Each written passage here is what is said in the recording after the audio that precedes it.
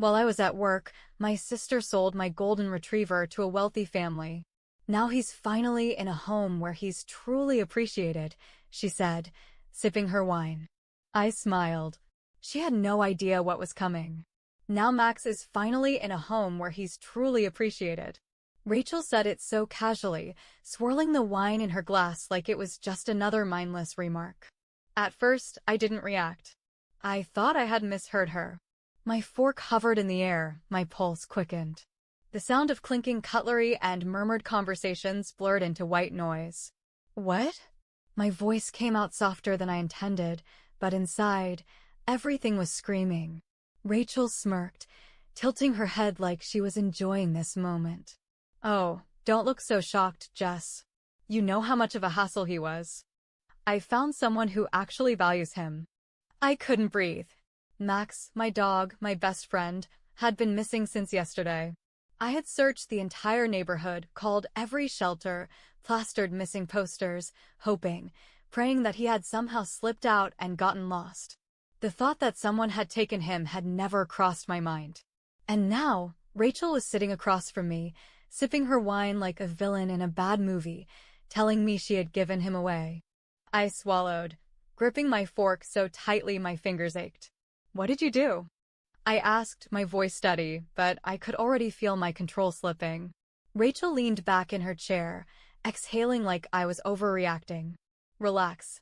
He's with a wonderful family now. They adore him. Unlike you, they don't keep an aggressive dog in a tiny apartment. He wasn't aggressive. My voice cracked as I shot to my feet. Rachel rolled her eyes. Oh, come on. He hated me. He growled every time I walked in. Honestly, Jess, it was creepy. I felt like I was falling. Like the ground beneath me had disappeared and I was free falling into something dark and suffocating. I turned to my parents, desperate for support, for outrage, for anything. Mom cleared her throat and focused on slicing her steak. Dad stared at his plate, chewing slower than normal, deliberately avoiding eye contact. They knew. They had known, and they did nothing. The betrayal hit me like a punch to the gut. Where is he? I demanded. Rachel gave me a look of mock sympathy. Jess, don't be dramatic. Where is he? My voice was shaking now, my hands clenched into fists. Rachel let out an exaggerated sigh, as if I were exhausting her. Fine, if you must know, he's with the Greenwoods. Lovely family, big yard, adorable kids. He's happy. I could hear my heartbeat in my ears. She sold him. Max wasn't just some stray she handed off to a shelter, she sold him to some rich family like a piece of furniture. My phone was already in my hand before I even realized what I was doing. My fingers trembled as I opened the GPS tracking app linked to Max's collar. The screen loaded. A single blinking appeared on the map. He was close. Too close. My stomach dropped as I stared at the location. I lifted my eyes, my breath coming fast and shallow. The signal was coming from this house. I looked at Rachel. Her smirk faltered just slightly. You're lying. My voice was barely above a whisper. She arched an eyebrow, but I saw it, the flicker of something behind her eyes. Annoyance. Maybe even panic. Oh, honey, she said, voice dripping with condescension. What are you gonna do? Call the cops? I didn't answer. I turned and walked out. Because I wasn't just going to find Max. I was going to get him back. I gripped the steering wheel so hard my knuckles turned white. The blinking on my phone screen pulsed steadily, confirming what I already knew. Max had been here. In this house. I should have turned back, stormed inside, demanded answers. But something stopped me. A deeper instinct, a whisper in the back of my mind. This isn't just about Rachel. Max wasn't the kind of dog to wander off. He was trained, he never strayed too far from me, and he wouldn't have vanished unless someone made him. I exhaled sharply, my breath shaky as I stared at my parents' house in the rearview mirror. No. I needed to think. I needed to be smart. Rachel had always hated Max. I could still hear her voice from years ago, dripping with irritation. That thing growls at me every time I walk into a room, Jess. It's like he knows I don't like him. That was the thing about Rachel, she needed control. Over everything. Over everyone. And Max? He saw right through her. She tried to bribe him with treats once. He wouldn't take them. She tried to pet him. He pulled away. And the final straw? One night, 2 years ago, when Rachel got too close to me, speaking in that fake sweet voice she used whenever she was about to manipulate someone. Max stepped between us and let out a low, warning growl. Rachel never forgave him for that. Animals sense things about people, Mark, Max's trainer, had once told me. Dogs don't just react. They understand. Rachel had spent years complaining about him, calling him aggressive, dangerous, unpredictable. But Max was none of those things. He was protective, sure, but only when there was a reason. So why now? Why steal him? Why sell him? I already knew the answer before I even let myself think it. Money. I pulled into my driveway and parked, my hands still shaking. Rachel wasn't smart enough to pull off something like this on her own. No, she had help. And I had a good idea where it came from. I grabbed my laptop, my heart pounding as I typed the name into the search bar. Hope Shelter. A few months ago, Rachel started volunteering at an animal shelter. I never paid much attention to it at the time. She was always hopping from one good deed to the next, making sure everyone saw what a charitable, generous person she was. But now, something about it didn't sit right. The website was polished, professional. Pictures of smiling families adopting happy, healthy dogs. A mission statement about rescuing and rehoming abandoned animals. But the deeper I dug, the worse it got. The first red flag? The adoption fees. They were insanely high, way above standard. Some dogs were listed for thousands of dollars, their descriptions vague, their pictures unsettling. Like they had been taken in a rush. Then I found the complaints. Hidden between 5-star reviews were 1-star horror stories. I adopted a golden retriever from Hope Shelter last year. 2 weeks later, I found out he wasn't the same dog I had originally met. He looked similar, but his temperament was completely different. We were promised a purebred Labrador but received a mix instead. The shelter refused to refund us and stopped responding to calls. My dog disappeared, and I later found a nearly identical one listed for adoption on their site. When I confronted them, they denied everything. My stomach twisted. This wasn't just Rachel being vindictive. This was a scam. They weren't just selling animals. They were stealing dogs, replacing them with lookalikes, and selling the purebreds to the highest bidder. And Rachel? She was in on it. I took a shaky breath and dialed the only person who could help me legally, Emily. She picked up on the third ring. Jess? What's wrong? I didn't bother with small talk. I think my sister stole Max and sold him through a fraudulent shelter. There was silence on the other end. Then, okay, tell me everything. I did. I told her about Rachel's hatred for Max, the missing dog, the GPS tracker, and Hope Shelter's shady adoption history. I expected her to tell me I was overreacting, that it was just a misunderstanding. Instead, she exhaled sharply. I've heard of them. My blood ran cold. What? They've been on my radar for a while, Jess. Nothing solid, but people have suspected them of running an illegal operation, stealing high-value dogs and swapping them out with shelter mutts. But no one's been able to prove it. Then let's prove it, I said, gripping the phone. She hesitated. Jess, if this is bigger than Rachel, we need more than just suspicions. We need evidence. I clenched my jaw. Then let's get some. After hanging up, I knew one thing: I couldn't do this alone. I needed someone who knew dogs. Someone who knew Max. So I called Mark, his trainer. Jess, he answered groggily. It was late. I didn't care. Mark, I need your help. Someone stole Max. Silence. Then, a sharp intake of breath. What do you need me to do? I told him everything, and by the time I was done, his voice was dead serious. Meet me tomorrow morning. We'll figure this out. I hung up and stared at my screen. Max was out there. Rachel was involved in something bigger, darker than just sibling rivalry. And I was going to bring it all crashing down. No matter what it took. The Greenwood estate was bigger than I expected. A tall, black iron gate blocked the entrance, lined with neatly trimmed hedges.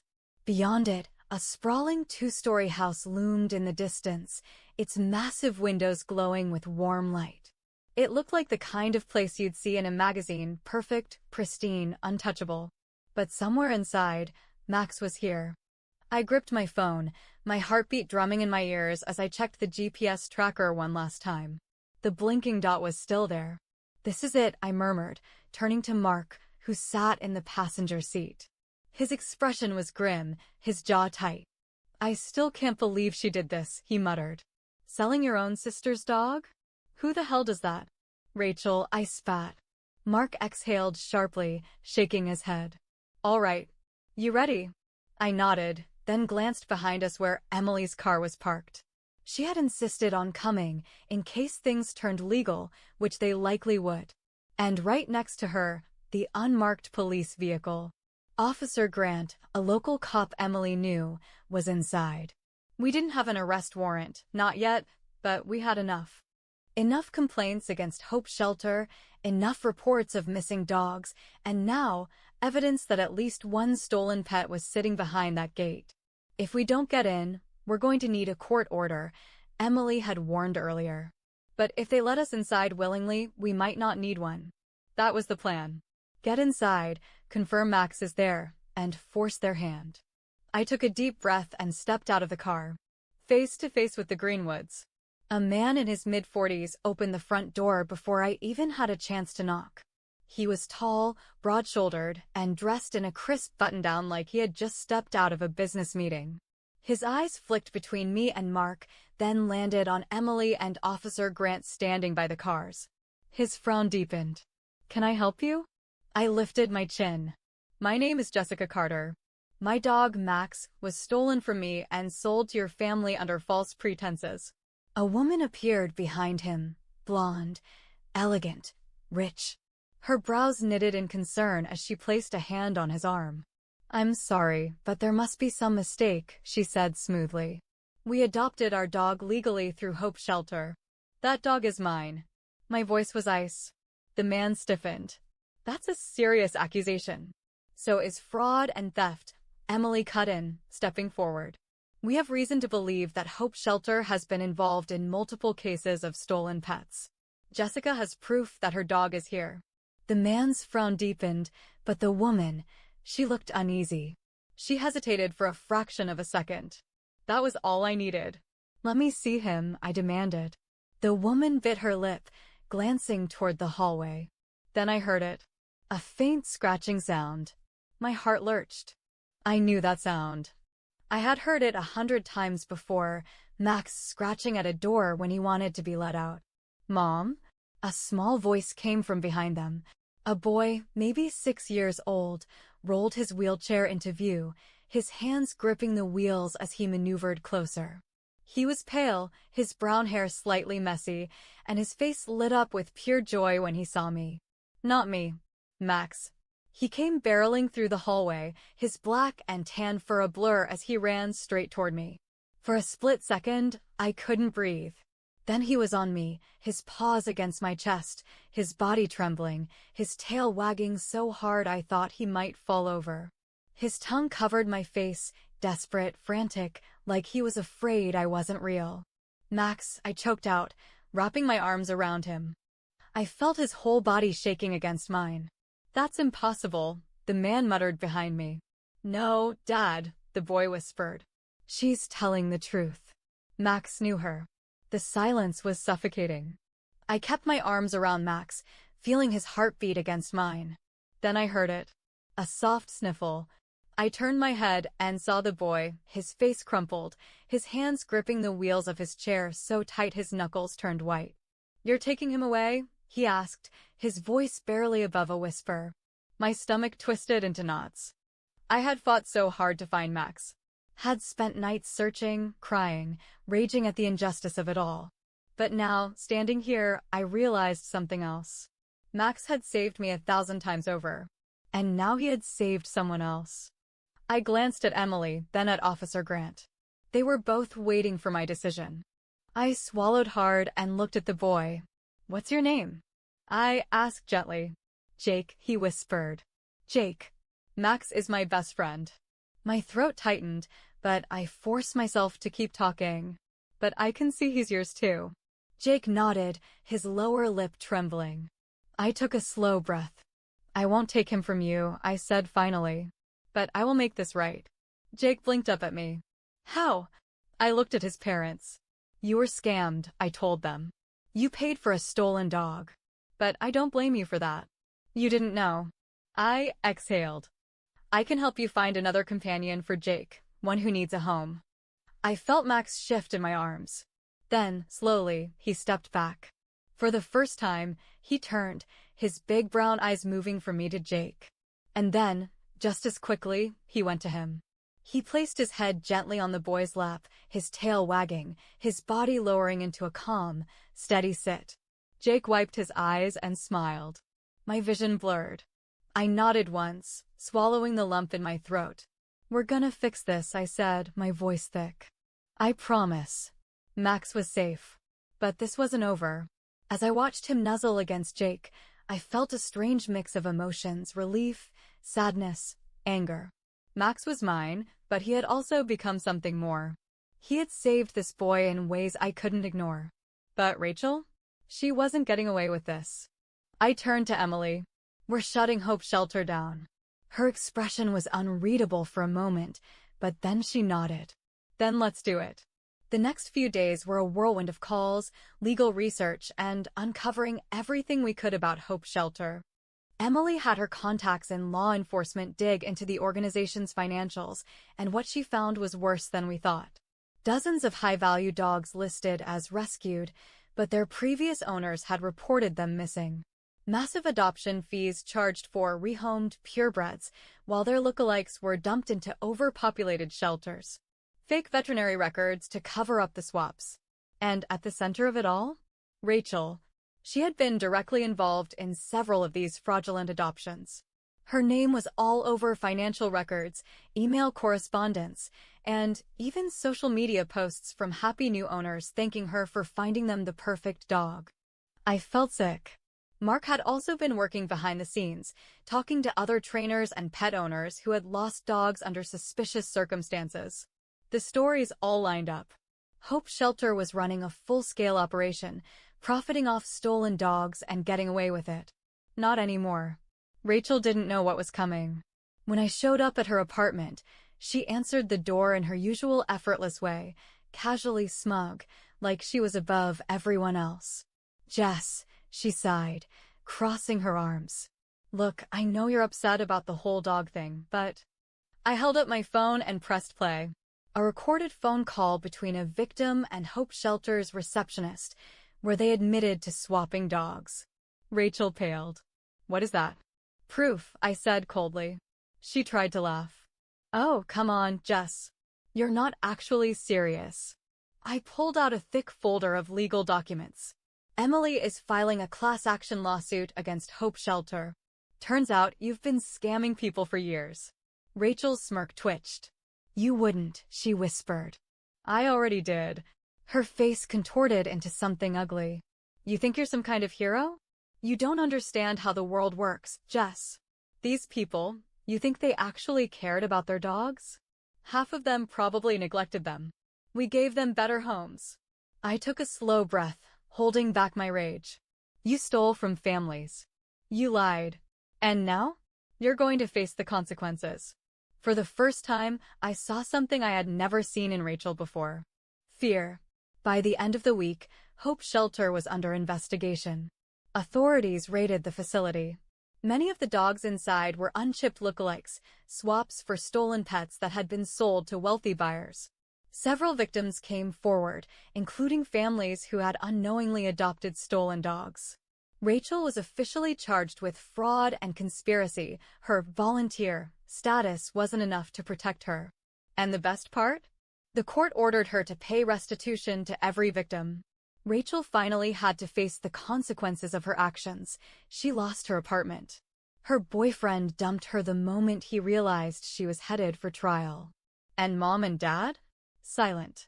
For the first time, they couldn't protect her. They couldn't excuse this.